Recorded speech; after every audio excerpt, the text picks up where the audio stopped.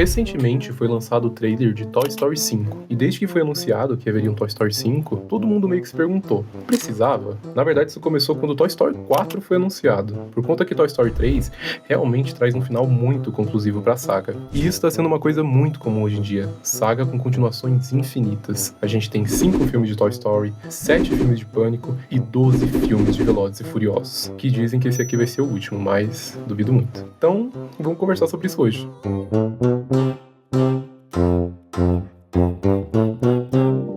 Por que isso acontece? O motivo mais claro para a gente ter tantas continuações é que quase sempre os estúdios preferem apostar naquilo que eles já sabem que vai dar dinheiro, que já tem um apelo garantido. É mais fácil do que arriscar e criar algo novo totalmente do zero. E também o público muitas vezes quer isso. Bora falar de Velozes e Furiosos. Velozes e Furiosos é um ótimo exemplo de como uma franquia pode mudar completamente de identidade para atender tendências de mercado. Lá no começo de tudo, em 2001, o primeiro Velozes e Furiosos era um filme sobre carros, corridas de rua, tuning, cultura automotiva. Tinha ação? Claro, mas o coração da história estava lá nos carros, na comunidade em volta deles. E com o tempo a franquia foi se transformando. Hoje, Velozes e Furiosos é essencialmente um filme de ação. Agora ele é um filme de ação com carros, não sobre carros. Os carros ainda estão lá? Sim, mas não como centro da narrativa. Eles viraram parte do espetáculo, quase que como acessórios para cenas cada vez mais grandiosas. E isso não é necessariamente ruim. Os filmes são divertidos, têm cenas impressionantes e entrega muito do que o público espera, um espetáculo.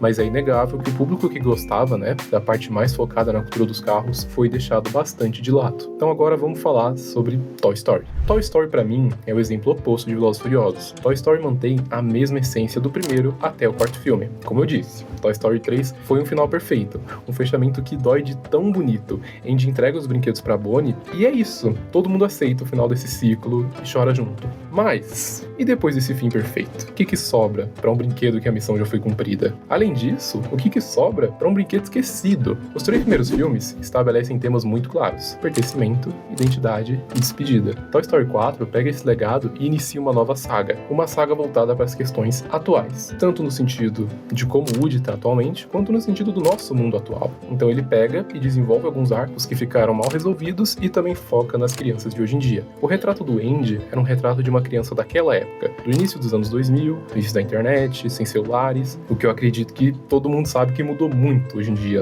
como as crianças eram para o que elas são hoje. Em Toy Story 4, a gente já vê as crianças como elas são atualmente, que são mais espertas, mais rápidas, e eu acho muito interessante que o 5 vai abordar mais isso do que o 4 abordou, já que ele vai falar sobre como hoje em dia as crianças são muito vidradas em telas, e no impacto que isso tem nelas. Mas voltando ao Toy Story 4, a gente também tem a conclusão da história da Beth. Ela some no segundo filme e no terceiro isso não fica explicado. A gente só vê que o Woody ficou triste porque em algum momento, do salto temporal que tem do segundo pro terceiro filme, ela se perdeu e é isso, o filme não desenvolve. E aqui a gente vê ela como um estilo de personagem muito novo, muito diferente de tudo que a gente já viu na franquia. Além do interesse romântico do Woody, que ela é desde o primeiro filme, ela segue um padrão de vida muito diferente do que a gente costuma ver dos brinquedos. Ela não busca uma criança, ela prefere ser livre e cuidar de outros brinquedos perdidos, que às vezes querem uma criança e às vezes não, querem viver do mesmo modo que ela. E a forma dela de ver o mundo, amplia muito o ponto de vista do Woody sobre tudo. E outra coisa que eu acho muito interessante de Toy Story 4 é o vilão do filme, porque ele também é um vilão muito diferente dos filmes anteriores. A Gabi Gabi, ela não é pura maldade, ela é uma figura trágica que busca conserto e aceitação.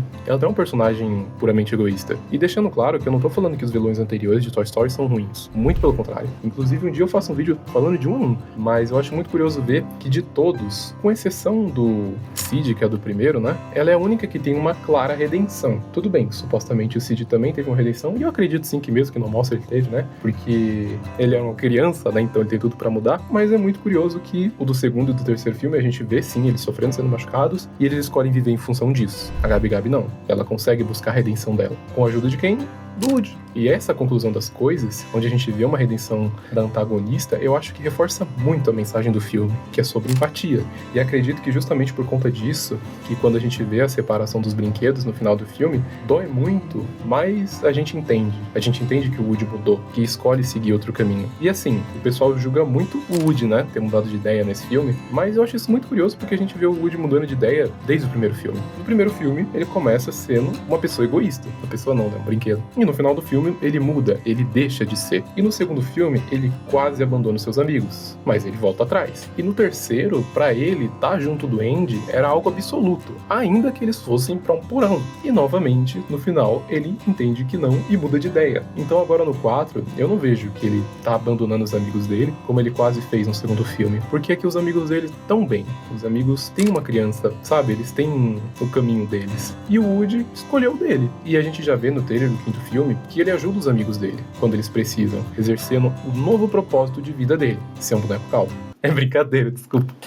O propósito de ajudar com outros brinquedos. Então, assim, isso depende muito da franquia, né? Na minha opinião. Acho que às vezes sim o pessoal continua porque tem uma história pra contar, às vezes só pela questão financeira e às vezes até pelos dois, né? Tô muito curioso pra ver o Pânico 7 justamente por conta disso, né? Mas e você? O que você acha? Conta aí pra mim nos comentários.